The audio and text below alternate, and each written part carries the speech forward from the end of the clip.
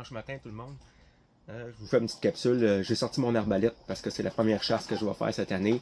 20 septembre, je m'en vais à l'ouverture de la chasse à l'Orignal pour la période de flèche arc-arbalète. Une première pour moi d'aller dans cette saison-là. On va toujours à carabine. Puis finalement, on a décidé, moi et mon partner, on s'en va là dans le temps du call. J'ai vraiment hâte parce que ceux qui suivent ma page, vous le savez peut-être, là, j'ai une femelle orignale de tuer.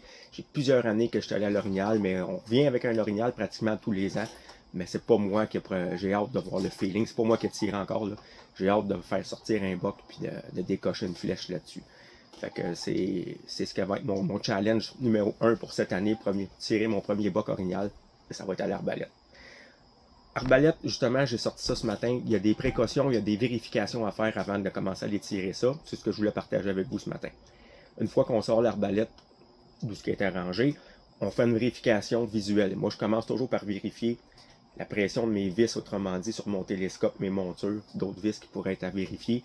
Être certain que rien c'est loussé, comme on dit en bon français.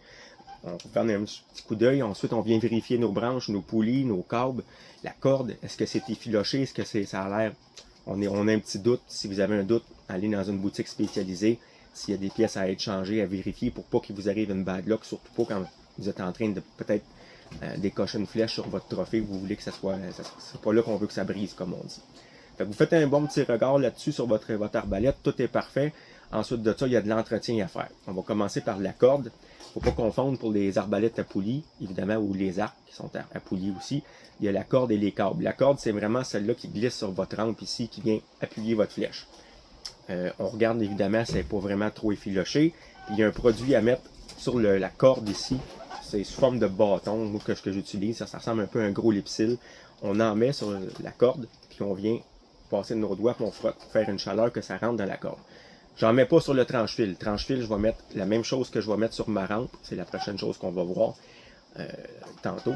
Mais pour ce qui est de la corde, je ne mets pas sur mon tranche-fil l'espèce de l'ellipsil que je vous dis qui fait un corps gras. C'est pas ça que je veux. Je veux pas ralentir ma flèche. Je fais la même chose pour les câbles. Je viens en mettre et je viens frotter pour s'assurer que ça rentre dans les câbles. Ensuite de ça, je vous parle de la rampe. Il y a un autre produit différent. Allez voir dans vos boutiques spécialisées, ils vont vous vendre vraiment ce qu'il faut. Vous en mettez quelques gouttes, vous passez votre doigt à longueur de la rampe de lancement, si on veut. Pour s'assurer d'une fluidité parfaite, que ça glisse bien et qu'il n'y ait pas de restriction avec votre flèche. Puis c'est ce que je vais mettre un petit peu sur mon tranche-fil. Je ne veux pas mettre un corps gras comme je vous dis, pour ralentir. Une fois ça fait, vos lubrifications sont faites, vous avez vérifié. Je termine avec un...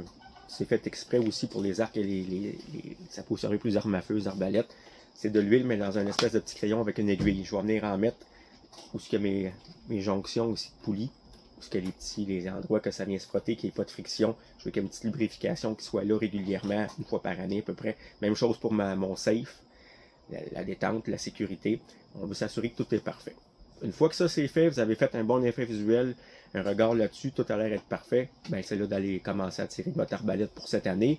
Et évidemment, contrairement à un archer, on n'a pas besoin d'aller tirer 50 flèches par semaine, là. Un arbalète, c'est bien ajusté, que vous êtes à l'aise, vous avez les bonnes pointes, vous avez tout ce qu'il faut. Vous allez aller tirer quelques fois, puis vous devriez être parfait pour votre chasse. Les archers, j'en connais, je ne suis pas un archer, mais c'est un art, la chasse à l'arc.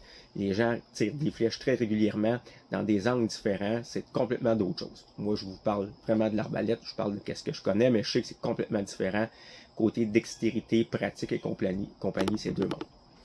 Fait que sortez ça vos arbalètes, les gens qui vont commencer à chasser. Fait que moi, quand je vais revenir de mon séjour de l'Orignal à l'arbalète, pas longtemps après, le 4 octobre, je m'en vais, ça va être le chevreuil dans ma région ici, à l'arbalète. Puis mon deuxième challenge, je veux tuer mon premier boc à l'arbalète. C'est le défi que je me donne cette année. Bon, on va s'en rejaser évidemment d'ici là, mais ce matin, je tenais à vous parler, de jeter un petit coup d'œil à vos arbalètes avant d'aller tirer ça. On se reparle.